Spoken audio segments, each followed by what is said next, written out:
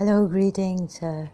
So my mind is working overtime about Surah Tahrim, Prophet Muhammad. It's all the time this religion.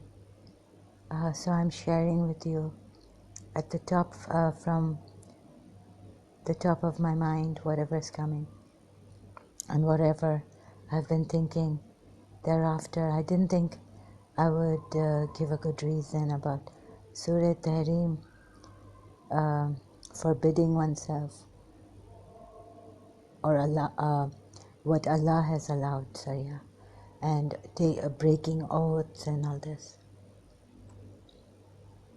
But I did in my last video, and now continued from there.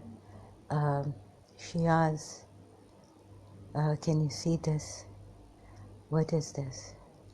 So that Prophet Muhammad, which the Sunnis know, and very strict. He's sent messages to kings. The Message, if you've seen Message, the movie.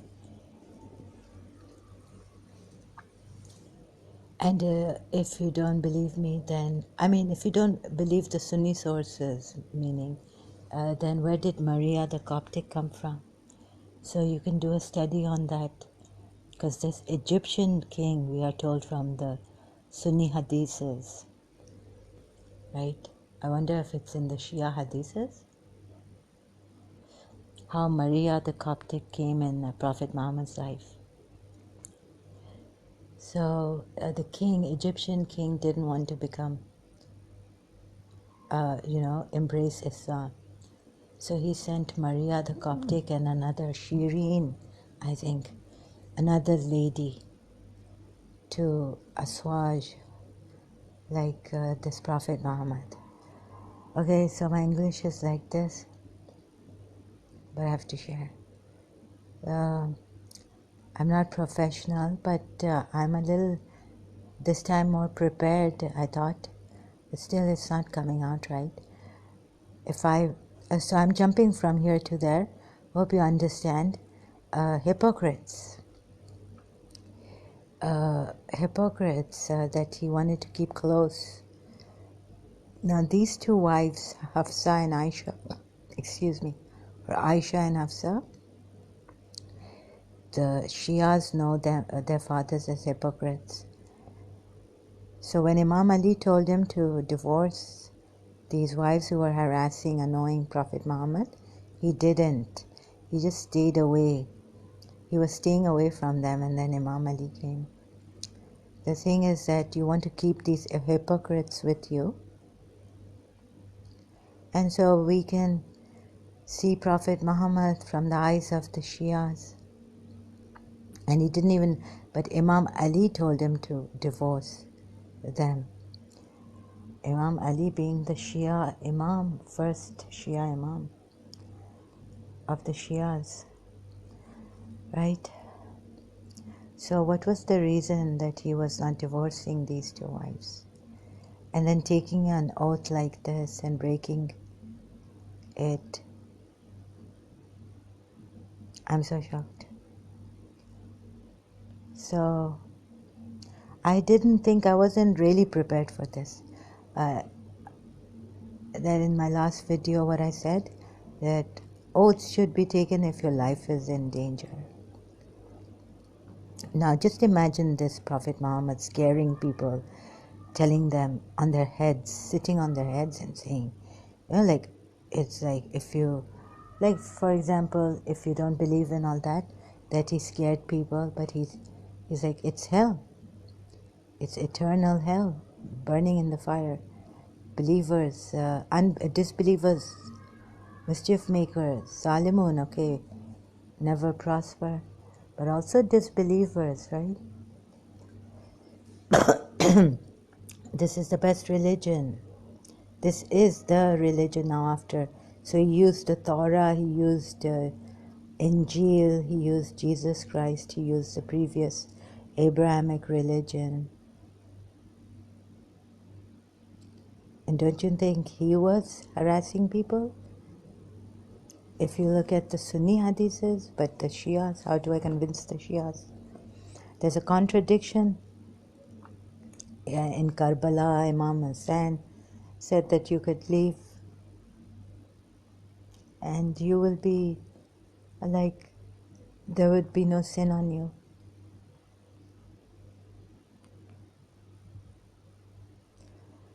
Shocking silence, just a minute please, just a moment. This prophet who has scared people, the punishments of hell, and even in this life of adultery, okay, you may think that is deserving, and standing on people's heads. He brought a revolution, not an evolution. But we say, no, it is an evolution because Abrahamic religion. So here I cannot convince you again, the Shias. But very easily, if I thought I could, if the Sahih Bukhari and all those hadiths has come out, Muslims should, but some of them still give a hard time. Unbelievable. This cult. Sorry, all I can say is it is a cult. Because of reason, we were told faith with reason, evidence, everything, right? So, what kind of reason is this? And Muslims don't see. This is beyond a reasonable man. This is terrible what Prophet Muhammad has done. If you can see this, that he has, how much he annoyed, was on their heads and scared. Even Fatima bint Asad, we are told, burst out into tears. And like she was so scared when Prophet Muhammad, there's a hadith in the Sunni, then the Shias will say we don't accept that hadith. Sorry if I moved this mobile and there's this terrible sound. So, what is really, so if the wives annoyed him, this man, this prophet, forget the man, in human flesh and blood, this prophet who has for thousands of years in his light form praised Allah, this prophet will be shaken and forbid himself what Allah has allowed him. He knows these wives. He knows their fathers. He knows through the Shia, I'm trying to indirectly point to you, through the Shias, very directly, that they were hypocrites. He knows, he's been with the hypocrites, he's been with their fathers, he's been with Umar bin Khattab, he's kept them close, he's kept Ali away, because we were told as Shias that Prophet Muhammad always kept the hypocrites near him and the true ones away from him, like Imam Ali. Another thing is that if he didn't force people into Islam, then he scared them into Islam. The punishment of hell, afterlife, the punishment of the grave. And you're telling me he's going to be shaken by these two wives. He knows already what hypocrites are like. And to please them, he will forbid himself, sorry I keep making this mistake, forbid himself what Allah has allowed him. See his whole life until that moment in Surah Tahrim, what he has done to other people. If I could put it in proper words here, I would need Dr. David Wood or someone like that. So, do you see this or not? Shaken. His peace of mind is gone. He breaks an oath. He forbids himself what Allah has allowed him. Surah Tahrim. Stuck on this ayat now. For a little while, until it sinks into me also. The wives did not threaten him that they would kill him like he has threatened people. That they would, after death even, they will be burning, burning, burning. If you don't say your prayers on time, you'll be stuck somewhere. All the azabs, punishments of the afterlife. And in this life, if you do adultery, if you steal, your hands will be cut off. If you do fornication, if you disobey him in matters about your marriage even, you'll go astray. So believers, don't disobey him, obey Allah and the Messenger. So Zainab bin Jahsh did not agree to Zaid's marriage. Do you think that is not harassment? Annoying the people? I know, Surah Tahrim. This Quran has come down. This has come down to you not to distress you. Oh, how he distressed the people. How he distressed Zainab bin Jahsh. One example, which is, we cannot escape that example. That's why I'm stuck on this one Zainab bin Jahsh's example and Zaid. Then, and taking the Surah Tahrim. Look at it. How he put Zainab bin Jahsh in misery until then he couldn't find, the only way was that he marry her. Solution. Allahumma salli ala Muhammadin wa ali Muhammad. What a great solution, right, for the believers. So he didn't scare people. He did not distress people. He did not put people in misery. He wasn't on their heads after them. Please come to Islam. This is the best religion. It is best for you. Otherwise, you will be burning in hell.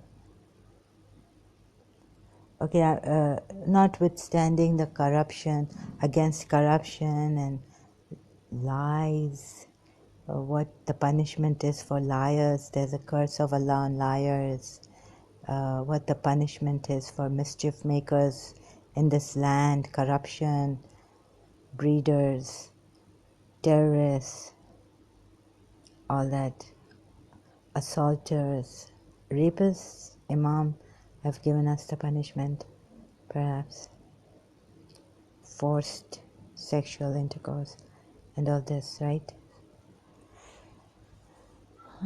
So this man, again I'm saying man, what am I saying?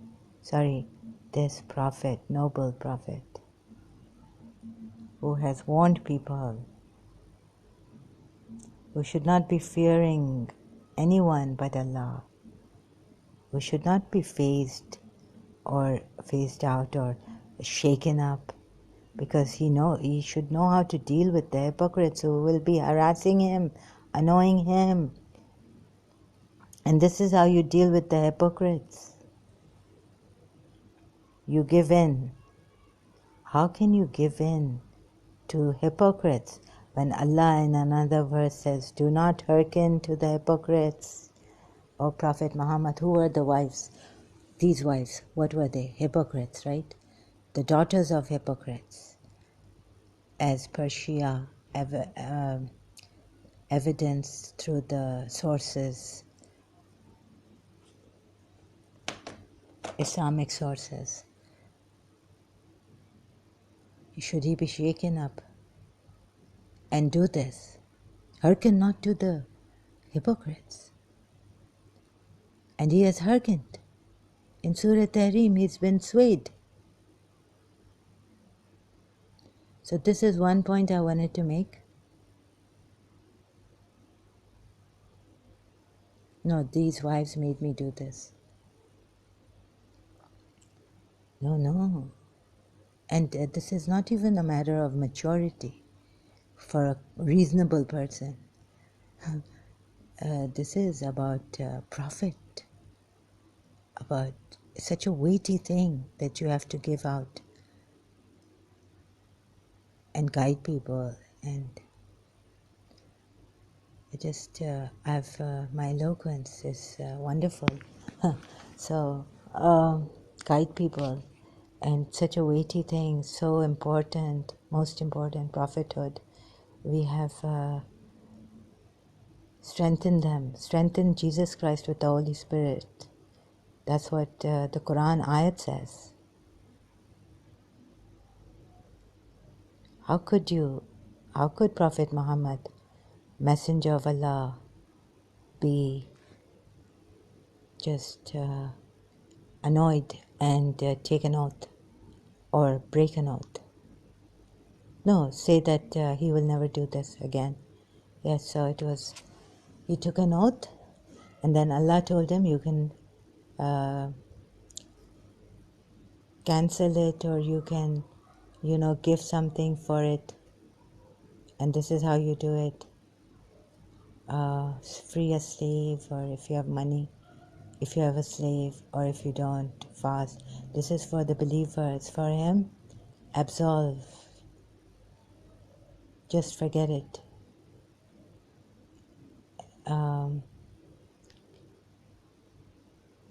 But the point here, like another important point is, ask yourselves, he's a prophet. He's dealt with hypocrites most of his life, all his life, until the end, till his deathbed. How could he succumb to these two annoying wives? One who gave a secret out and all this. It doesn't really, does it make sense? Ask yourselves this. All of a sudden, no. I mean, he knows these wives, the fathers he knows.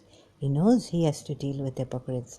He was sent to deal with these very cruel, extremely crude pagan Arabs of his time. Even the Jews gave him a problem at, those Jews at his time there, and so much like he has to deal with. What is the Surah telling you? That these two wives just got to him like that. He's been in wars. He hasn't fought himself, but, he's seen people killed. He's seen his believers martyred. So much. He's brought, all this tragedies, whatever you call them, so much that, I wouldn't want to see a war.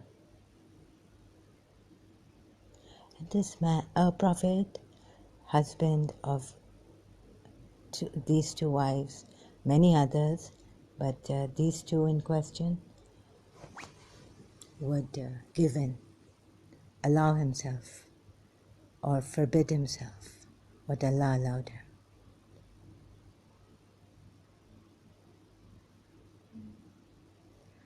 I'm really shocked at what the Shias kept holding on to.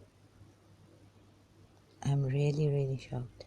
His infallibility, his nobility, Al-Amin. So we are told he was the trustworthy, he was so trustworthy. And breaking oath, God says now you can break your oath. God tells him, you can not to go on with this oath, break it, yes, right? So, on these two wives, annoying him, as if the hypocrites and Abu Jahal, Oh, it got too much for him. He couldn't take it. No, he has to take it.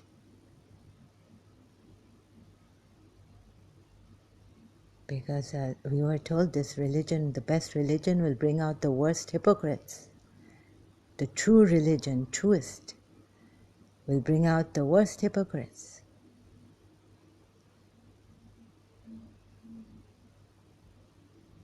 What reason Shias have given to defend this noble prophet, according to them. So I was so reluctant to come here, because I thought I wouldn't be able to, but I've mustered up strength again for the last video and for this audio. So, excuse me please. Thank you.